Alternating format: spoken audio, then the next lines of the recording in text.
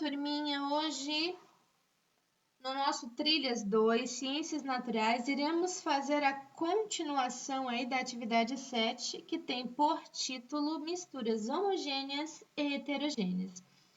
Relembrando aí o que é a mistura homogênea e heterogênea, né? Então, nós temos a mistura homogênea, aquela mistura que a gente só consegue ver apenas uma substância, né? Porque os produtos ou os elementos que foram misturados aqui se tornou apenas um produto, ou seja, temos apenas uma fase, certo? E a mistura heterogênea é quando mesmo você misturando os produtos, né, conseguem se separar aí, onde dá para a gente até identificar esses produtos.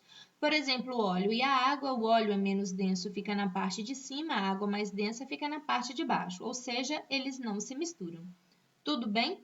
E aí eu chamo, olha, quantos produtos eu visualizar, eu chamo de fases. Então, eu tenho o óleo, uma fase, a água, outra fase. Então, aqui eu tenho duas fases. Tudo bem? Quando dá para a gente ver as fases, a gente diz que a mistura é heterogênea. Quando a gente vê apenas uma fase única aí, nós temos a mistura homogênea. Certo? Então, continuando. Para nós continuarmos essa atividade, é necessário que a gente saiba o que é petróleo. Fiz um resuminho para vocês entenderem. É um óleo viscoso, menos denso que a água. Toda vez que eu digo que menos denso, eu digo que ele tem um peso menor. É que a gente não diz peso, a gente diz aqui densidade, tá? Então, como o óleo ele é menos denso que a água, ele fica na parte de cima, então ele flutua, certo? E formado por uma mistura complexa, principalmente de hidrocarboneto, ou seja, dos elementos hidrogênio e carbono.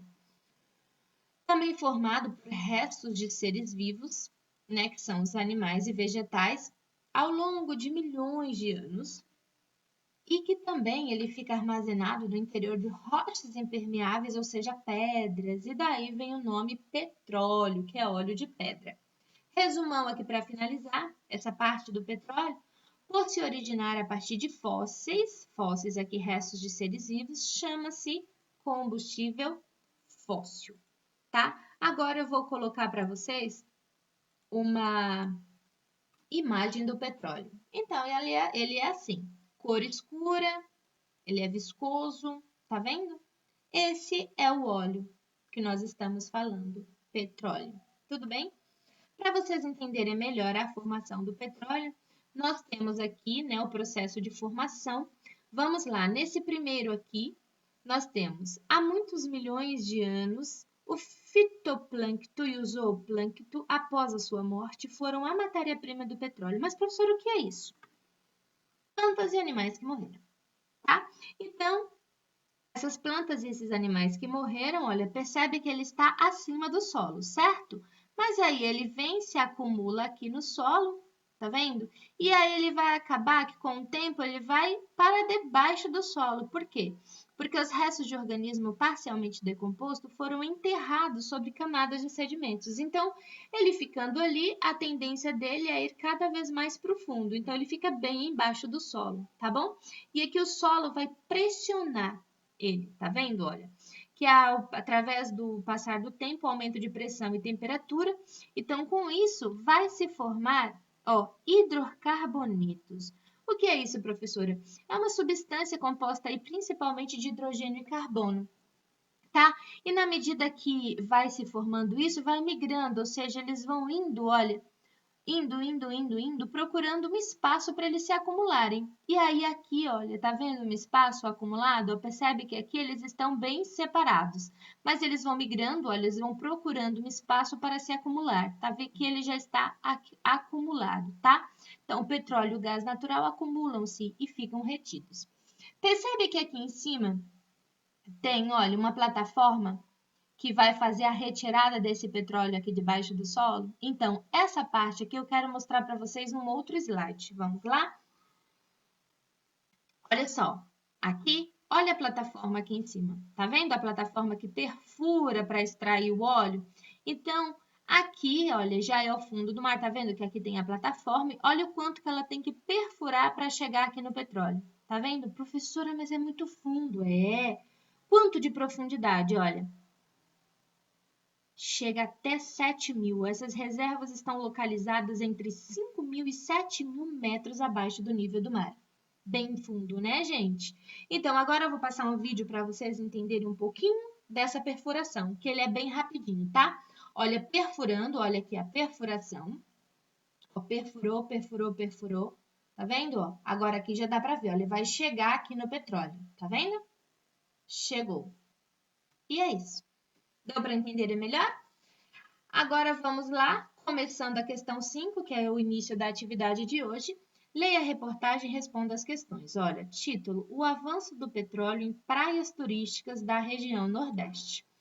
A pessoa que escreveu essa reportagem é o André Cabete Fábio, do Nexo Jornal, em 18 de outubro de 2019. Que essa informação foi atualizada em 23 de 10 de 2019, às 18h31.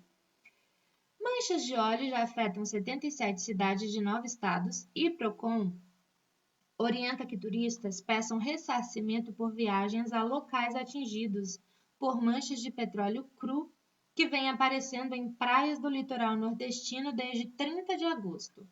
O vazamento já chegou a pelo menos 187 locais de 77 municípios, no que já é o maior evento do tipo registrado no Brasil. Até agora, não se sabe a origem do óleo. O Ministério Público Federal entrou com uma ação contra a União na sexta-feira, dia 18. O órgão pede que a Justiça obrigue o governo federal a acionar, dentro de 24 horas, o Plano Nacional de Contingência para Incidentes de Poluição por Óleos em Águas sob jurisdição nacional. Em Maragogi, continuando a leitura, tá? Em uma cidade com belas praias em Alagoas, por exemplo, o óleo foi encontrado em uma região conhecida como Costa dos Corais. Voluntários passaram a fazer um mutirão de limpeza no local. Em uma praia para surfistas em Aracaju, Sergipe, chamada Praia dos Artistas, as manchas de óleo foram encontradas em meio a uma barreira de pedras. Na época, o governo estadual afirmou que já tinha, até então, recolhido mais de 100 toneladas de petróleo no litoral. O Sergipe decretou estado de emergência. O estado da Bahia também decretou estado de emergência. Então, esse texto vem falando sobre as manchas de óleo cru que estavam aparecendo em praias do litoral nordestino, certo? Aqui nós temos o vocabulário do texto, que petróleo é um combustível fóssil, escuro e viscoso, nós já vimos. E quando refinado, ele dá origem a diversos elementos e materiais que usamos em nosso cotidiano, como a gasolina, o plástico, Também, por exemplo, e diversos outros materiais. Agora, eu vou mostrar umas imagens para vocês desse incidente que aconteceu. Na verdade, não é incidente, um acidente, que aconteceu. Olha só a mancha de óleo como ela está em cima da água. Então, gente, isso daqui é seríssimo. Por quê? Porque aqui em cima da água impede a passagem de luz. E isso afeta que os organismos, que são capazes de realizar a fotossíntese sejam prejudicados, certo? E o que mais que acontece? Nos regiões aí, como é amplamente utilizada para a reprodução de algumas espécies, essas podem ser também afetadas, como é o caso de uma grande variedade de espécies de caranguejo. Também os animais aquáticos, tais como os peixes e tartarugas, podem também morrer em consequência do derramamento de petróleo. Mas por quê, professor? Porque eles podem intoxicar-se com o petróleo, morrer por asfixia ou até mesmo ficarem presos no óleo. E também a gente não pode esquecer das aves marinhas, que elas retiram seus alimentos desse ambiente. E quando coberta de óleo, essas aves simplesmente não conseguem voar ou nadar. Além disso, a presença do óleo em seu corpo pode desencadear um desequilíbrio térmico, matando esses animais ou de calor ou de frio, tá bom? Então, o prejuízo é muito grande. E a poluição do ambiente também por petróleo prejudica também o homem, já que o turismo pode diminuir, além de a atividade pesqueira também ser afetada. Desse modo, a poluição por petróleo causa prejuízos diretos à população dessas regiões. Então, são muitos os prejuízos, gente? Agora, indo para o nosso para a nossa atividade de hoje, na página 144, nós temos assim: quais impactos negativos, que são consequências, né, foram causados pelo derramamento de petróleo? Pessoal, são tantos que eu quis colocar essa respostinha aqui para vocês. Vocês podem colocar com as próprias palavras, mas eu fiz questão de deixar todas essas informações porque são muitas, tá? Então, eu coloquei aqui: formação de uma barreira que impede a passagem de luz e a consequente realização de fotossíntese, né?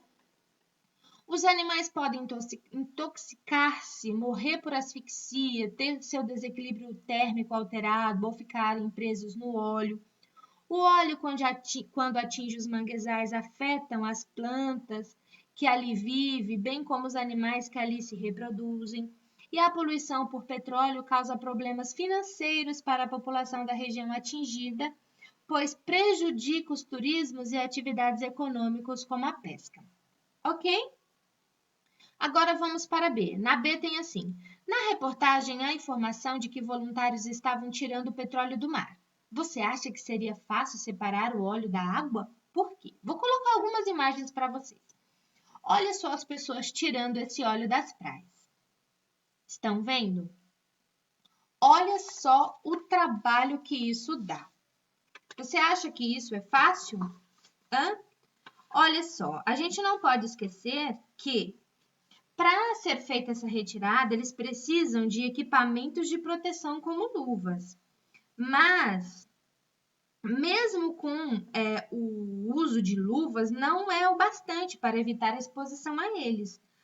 Por quê? Porque o petróleo ele tem 3 compostos voláteis presentes nele que estão extremamente perigosos a longo prazo. Por quê? Porque tem um alto potencial em cancerígenos, além de provocar doenças no sistema nervoso central. Viu? Então, isso é seríssimo. Olha outra coisa, olha como ficaram as mãos das pessoas que fizeram nessa retirada aí. Viram?